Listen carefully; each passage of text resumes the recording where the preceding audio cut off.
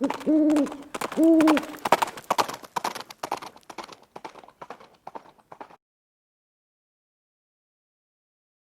guys, it's Viejo here, and it is the second week of March in 2024. Got kind of a nice sunny day, but cool here on the central coast of California.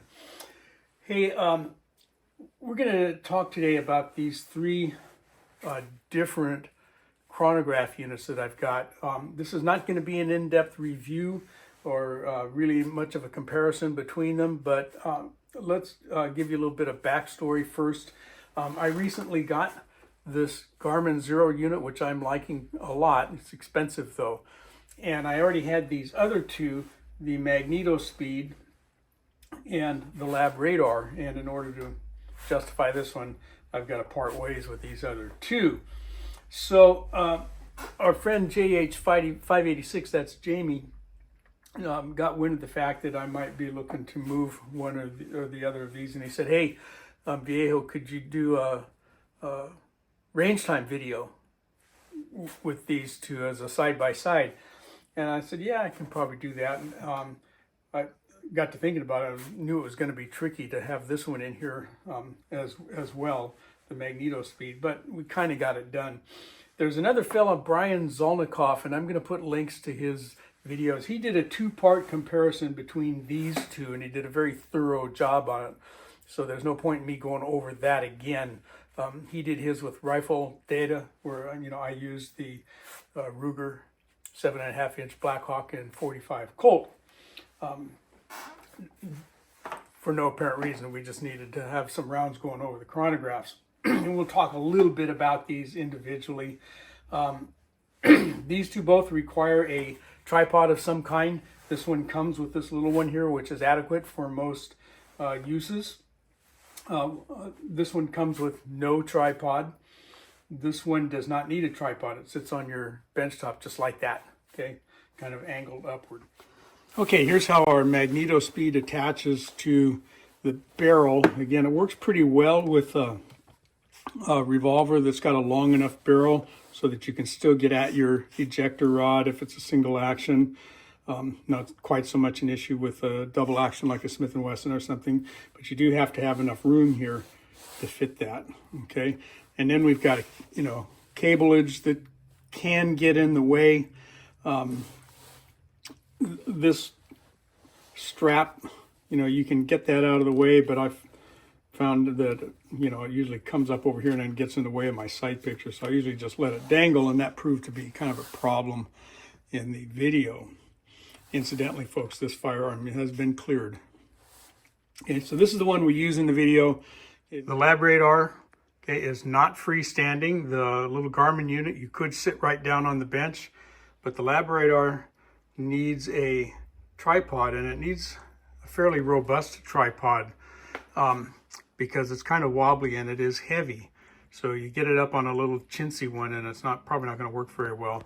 This one is an aftermarket one. I think I did actually get that from Labradar, but it's not included, okay? We've got a battery compartment back here that requires 6 AA batteries to run this thing. Over here, there's an SD card where your data is stored, and you can just pop that out of there and go stick in your computer if you want to save that data, okay? And we've got power connections over here. And I use an external battery. I've just got some dual lock tape over here, and I got one on my battery as well. Okay, so here's the little battery pack that I got for this one.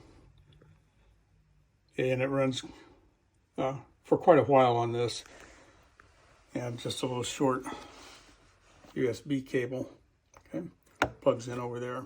The Garmin unit is got an internal battery that's rechargeable, and it does come with a cable, so you really don't need to buy anything else. This guy is good to go, okay, the way it is pretty much. And the MagnetoSpeed requires a 9-volt battery, okay, that goes back here and here behind that cover. Again, this is not going to be an in-depth review. I just kind of wanted to get out and throw a little light on the idea here that you got 3 different chronographs. You're going to get 3 different data sets, and they're not going to agree 100%. If you had an optical downrange that we throw in there, you'd get a fourth data set that wouldn't agree exactly with any of these either. That's just sort of the way things go with chronographs. I have these particular three because none of these require anything to be set up downrange. These are all right at the bench. This one attaches to the firearm. This one and this one set up right at your bench, and you don't have to go downrange or worry about anybody else shooting it or even worry about yourself shooting it. Okay, these both are radar. Okay, they send out a pulse, which bounces off the projectile, comes back, and is picked up by the unit. And knowing distance and time, okay, can figure out velocity for you. This one works on magnetic induction. As a projectile comes across, our barrel would be down here like this. As it comes across, there's a sensor here. MagnetoSpeed calls this the bayonet.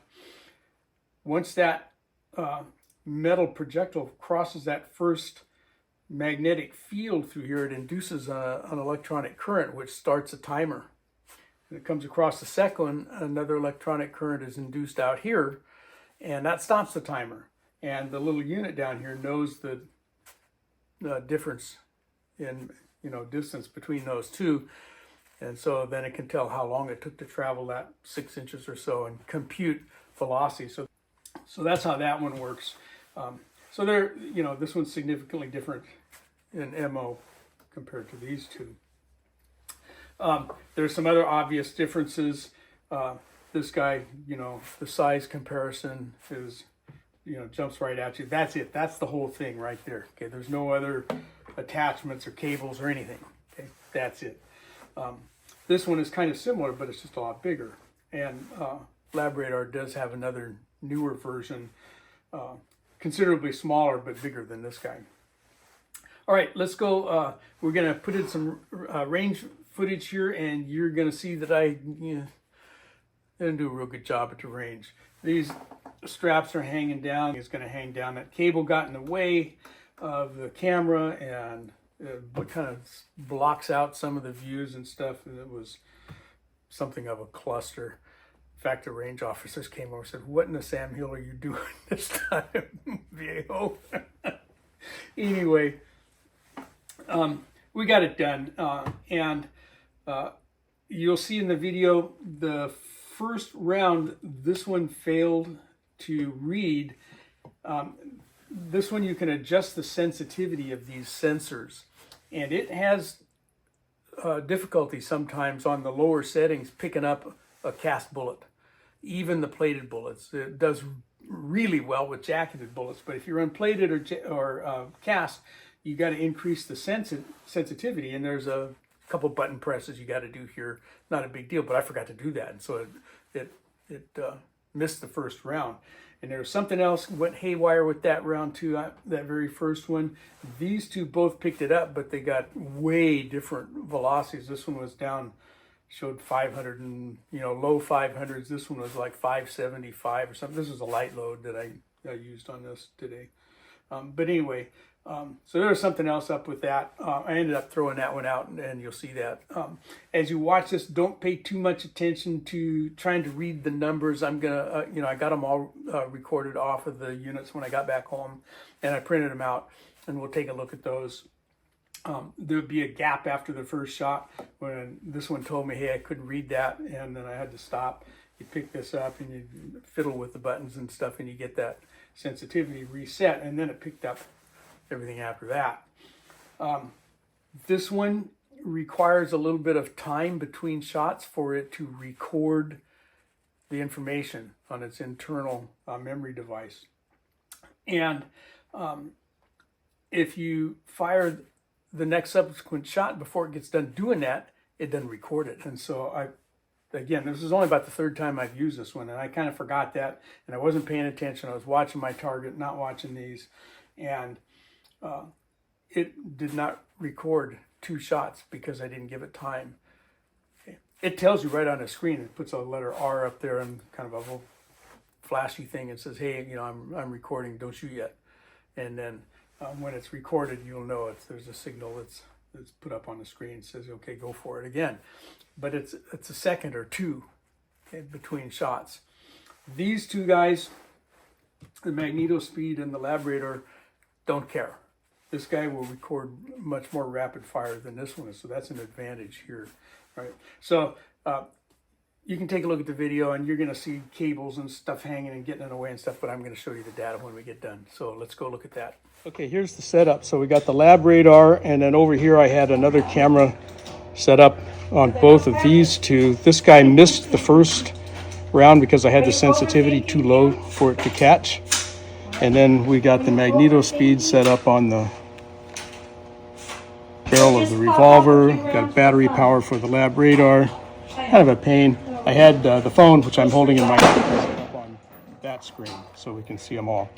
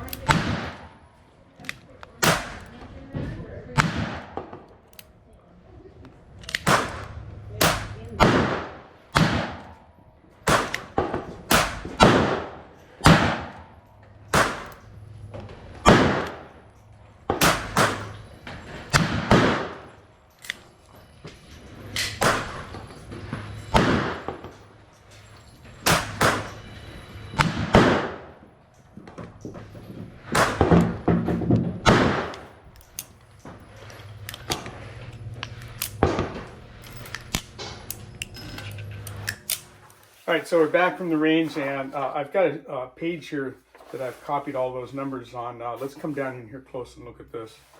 All right, here's our data then. That first shot, the MagnetoSpeed didn't record at all, but then look at the difference between the Labradar and the Xero as far as that velocity was. I mean, that's really nuts.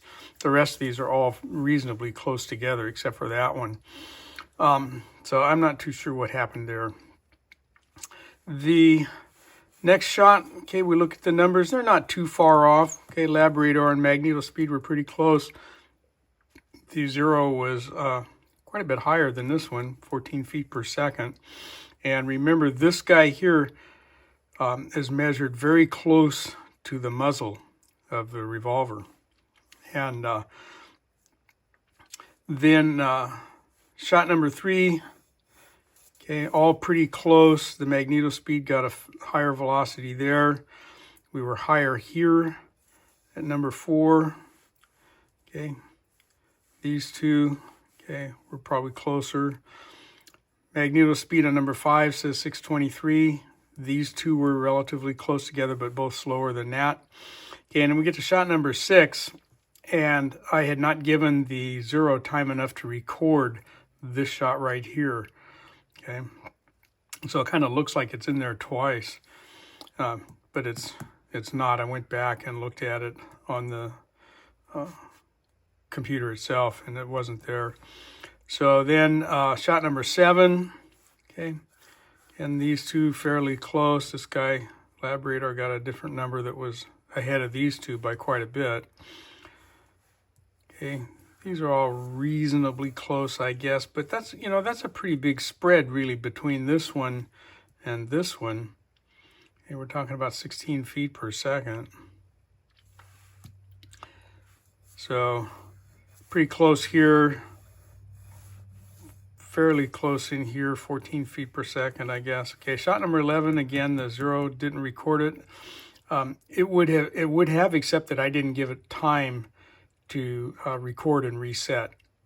And then the last shot here, everybody saw that one.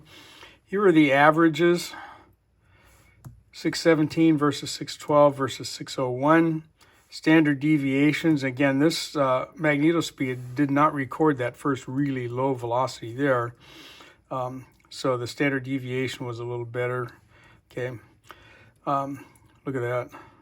And none of these are actually very good for that load. I went back and took these data sets into my desktop computer and recalculated without putting that value in for any of them. And that brought the standard deviation numbers a little bit closer. But if you go and watch Brian Zolnikov's videos, you'll understand a little bit about why we're seeing some different numbers here. The Labradar, even if the velocity values are much closer than they were here, the Labradar is going to give you a different standard deviation, and that's because it calculates it in a different way. So that's another kind of piece of information for you to keep in mind, that, you know, the standard deviation is not all that precise of a number to begin with, and maybe it doesn't tell you what you think it's telling you. Okay, accuracy and velocity are the two things we really need to know. Standard deviations pretty much agree between these two, and that's because these two, the MagnetoSpeed and the Xero, calculate it the same way. Okay, we're not too far off on the average velocities. Labradar, again, this line right here is excluding that first value. The Labradar got a little bit higher readings on the average. All right, there you go. And as you can see from that data page, you know, got different numbers all the way through. They were a little bit closer when I threw that first round out. Okay, the one that didn't record here at all, and we got, you know, two numbers quite a bit apart between these two units, between the two radars. So when I threw that out, the standard deviations and the average velocities came up a little bit better. And you can do that with all of these. This guy's got an SD card in it, as I mentioned, I think. And you can pop that out and go stick it in your computer, and you can manipulate that data, do whatever you want with it, put it in your spreadsheet. And same thing with this one. This one's got an SD card up here, a micro SD, and you can pop that out. And that's what I have done with this one. Pull it out, stick it in the computer, import the data into a spreadsheet, and take a look at it there. Okay, you can see it all here. It does all the averaging. All of these guys do. They give you average. They give you velocity shot by shot by shot. Give you standard deviation shot by shot by shot by shot. And then at the end, they give you a summary that you can look at. So you don't even have to connect them up to anything. This one is not the Bluetooth model. I should mention that when I bought this one, there were two models available. One that would Bluetooth to a unit on the phone. I saw no need to do that. This one without Bluetooth was quite a bit cheaper, like Might have been $100 cheaper. I'm not sure. I don't remember now. I've had it for a while. But this one doesn't do Bluetooth, which is fine by me. Everything you need is right there on the screen. All right. Hope you enjoyed that. We're done with this one. So from the Viejo bench for now, that's all she wrote.